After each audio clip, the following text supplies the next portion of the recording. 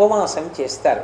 ఉపవాసము అంటే కేవలముగా ఏదో అస్సలు శరీరం ఎంత రోగగ్రస్తమైపోయి ఉన్నా కూడా ఆహారం పెట్టకుండా ఖేదపడేటట్టు చెయ్యడం కాదు.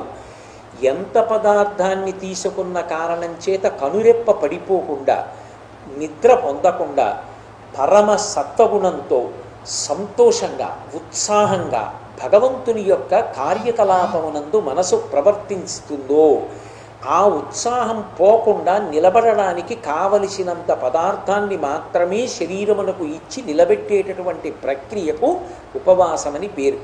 తద్వారా ఈ కర్మేంద్రియాలని, జ్ఞానేంద్రియాలని, మనసుని భగవంతుడికి దగ్గరగా తీసుకుని వెడతారు.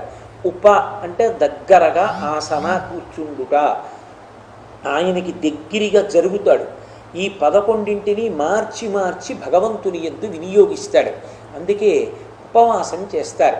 రెండవ